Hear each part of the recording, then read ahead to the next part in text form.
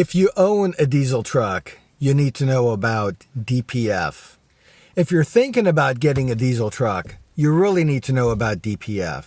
And if you say to yourself, I'm never going to get a diesel truck, watch this video and this may just reinforce your decision.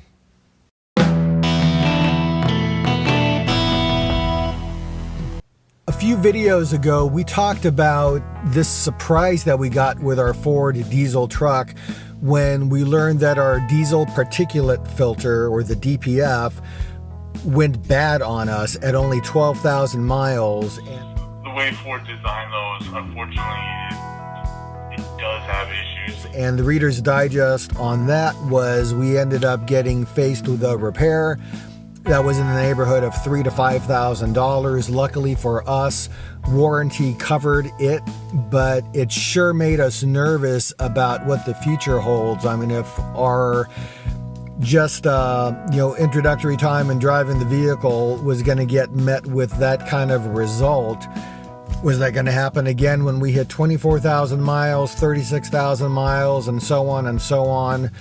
We needed something else to happen. We did end up getting that problem fixed, and today we're going to talk about a few different steps that we've taken, hopefully to prevent the DPF from becoming a financial nightmare for us in the future. So let's talk about those things.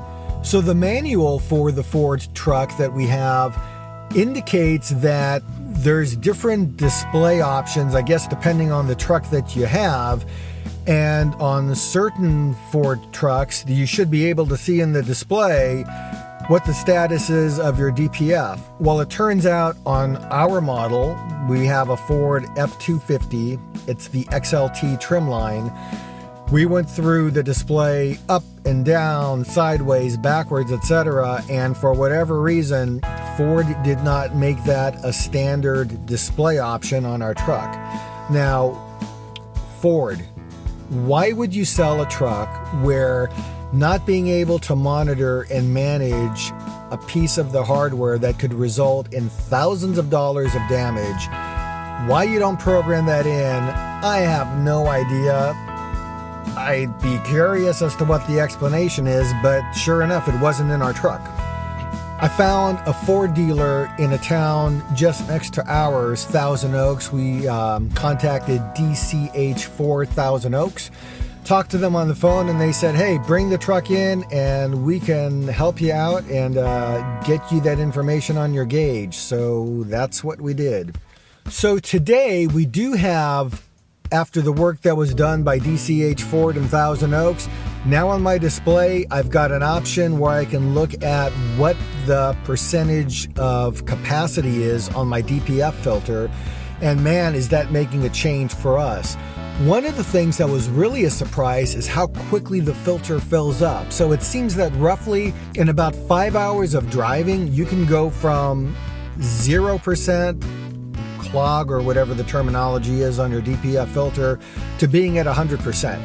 Now that we have this on our display, now we know that when we get to around 90-95%, for sure by 100%, that's our sign that our truck needs to get out on the road.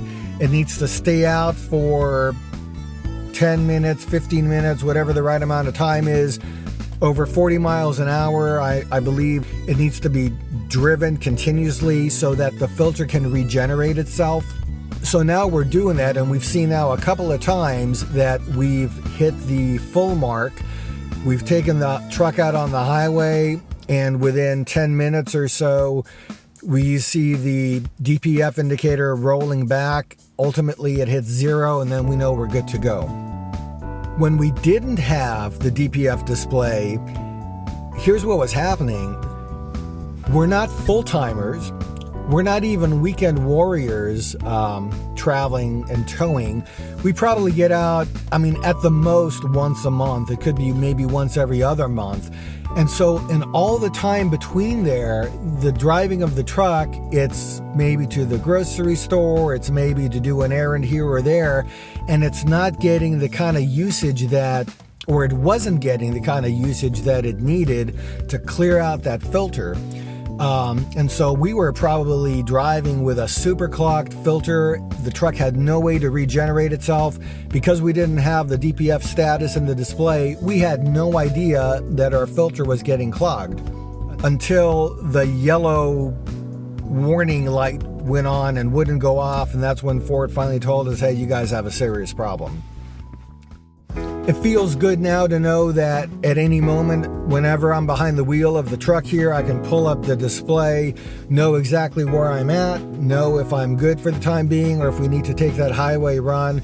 So that's making a world of difference. It's given us some confidence as well, too. So that's been great. So the tip I'm going to share with you is this. If you have a diesel truck and if it's one that's been manufactured since DPFs became a required feature in diesel trucks, check to see if you've got a status display in your truck. And like us, there's clearly some trucks out there that are diesels, but for whatever reason, the manufacturers have not put that display indicator where you can see where you're at. Now, in some models like ours, like the Ford F250 that we have, the dealer or somebody can actually program that into your display. So if you can get that done, get it done. And that's something just like your fuel gauge, your oil levels, etc. I'd be looking at that fairly religiously, because not doing so can cost you an incredible amount of money.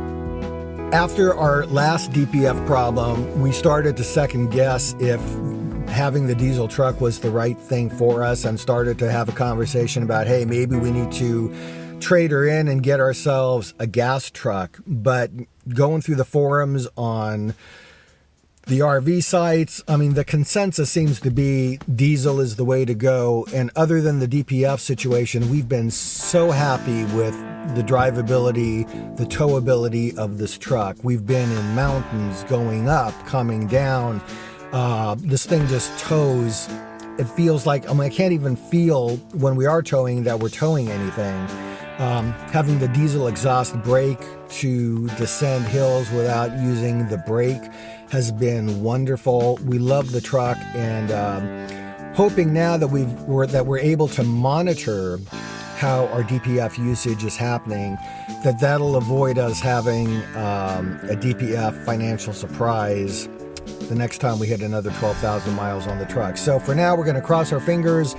We're going to try to make sure that we're regenerating the filter every time it needs it. And as long as, knock on something, that we don't end up clogging the thing again to the point of no return, hopefully we'll have this truck for not only years, but we're hoping decades to come. So that's our hope. But this was a massive surprise for us. So just wanted to give you an update on what's happened with this story with us. And again, if you're a diesel truck owner, if you're in the market for a diesel truck, this is one of those things that we never heard about it until it happened to us. Pretty important thing, a very financially dangerous thing if it goes bad. So I think it's something people need to know about. So hopefully this update and this tip has been helpful. If you like this video, if you like the information we share with you, go ahead and click the like button down below. And if you haven't subscribed to us yet, hit the subscribe button. We're with you most weeks sharing information about our travels, about gear that we use, and just travel updates in general. So till next time, happy travels, and we hope to see you at the places where we go.